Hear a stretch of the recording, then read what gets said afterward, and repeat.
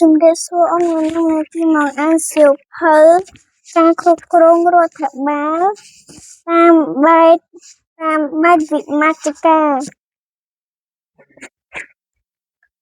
កការផ្ដល់ឱកាសដល់ប្រជាពលរដ្ឋឲ្យចូលរួមកាន់តែទូលំទូលាយនៅក្នុងការធ្វើសេចក្តីសម្រេចចិត្តដែលមាន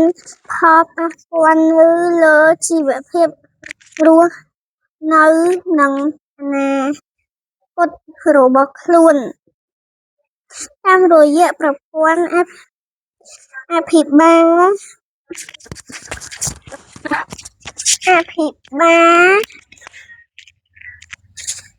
នៅថ្នាក់ឃុំសង្កាត់ប្រជាពលរដ្ឋគ្រប់រូបស្ត្រីបុរសចាស់ក្មេងជនងាយរងគ្រោះមានសិទ្ធិចូលរួមយ៉ាងសកម្មនៅក្នុងសកម្ម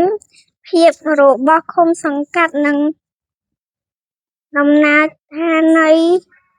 ការអភិវឌ្ឍម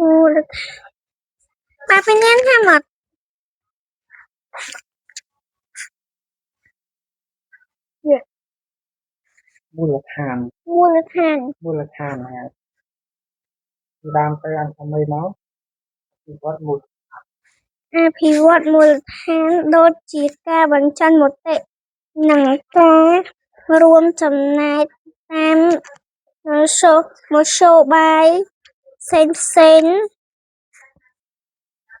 ខ្លួនតាមរយៈនីតិវិធីនិងយន្តការដែលបានកំណត់ក្នុងលិខិតបទដ្ឋាននិងសេចក្តីណែនាំនានាប្រជាពលរដ្ឋអាចចូលរួមតាមមធ្យោបាយជាច្រើនដូចជាបោះឆ្នោតជ្រើសរើសក្រុមប្រឹក្សាឃុំសង្កាត់ដែលពួកគាត់គិតថាអាចតំណាង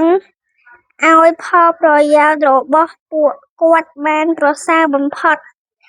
បង្កើតទំនាក់ទំនងជាមួយសមាជិកក្រុមប្រឹក្សាឃុំសង្កាត់ចំពោះការងារដែលពាក់ព័ន្ធនឹងអភិវឌ្ឍឃុំសង្កាត់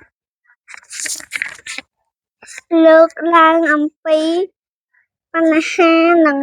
ផលប្រយោជន៍របស់ពួកគាត់ជាមួយសមាជិកក្រុមប្រឹក្សាដើម្បីឲ្យសមាជិកក្រុមប្រឹក្សាលើកយកមកពិភាក្សាក្នុងការប្រជុំក្រុមប្រឹក្សាឃុំសង្កាត់ឬតាមរយៈការចាត់ចែងកិច្ចការប្រចាំថ្ងៃរបស់រដ្ឋបាលសង្កាត់ដោយមេឃុំនៅសង្កាត់ចំបត់ចៅសង្កាត់រងស្នៀនរងស្មៀនឃុំសង្កាត់ពិនិត្យតាមការអនុវត្តសេចក្តីសម្រេចរបស់ក្រុមប្រឹក្សាឃុំសង្កាត់ដូចជាការផ្ដល់សេវាការអនុវត្តគម្រោងអភិវឌ្ឍន៍និងការអនុវត្តសកម្ម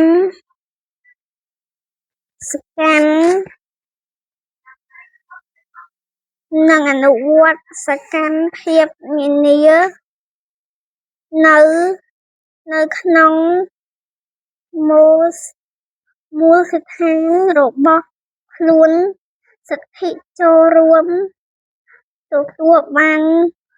ព័ត៌មានពីក្រុមប្រឹក្សាសង្កាត់ឬប្រជាពលរដ្ឋអាចទៅកាន់សាលាឃុំសង្កាត់ដើម្បីទទួលព័ត៌មានផ្សេងៗដែល ខ្លួនចង់ដឹងការលើកកម្ពស់ការចូលរួមរបស់ប្រជាពលរដ្ឋគឺ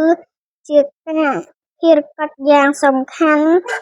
របស់ក្រុមប្រឹក្សាឃុំសង្កាត់ការចូលរួមនេះជួយឲ្យក្រុមប្រឹក្សាឃុំសង្កាត់ស្វែងយល់ពីសេចក្តីត្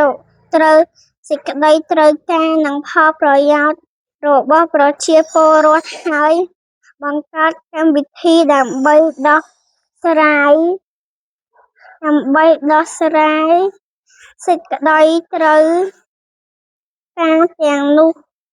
ប្រសិនបើប្រជាពលរដ្ឋបានចូលរួមប្រជាពលរដ្ឋមានអារម្មណ៍ថានឹងមានការទទួលខុសត្រូវចំពោះការអភិវឌ្ឍនៅក្នុងមូលដ្ឋានរបស់ខ្លួន ជំរាបលាអ៊ំ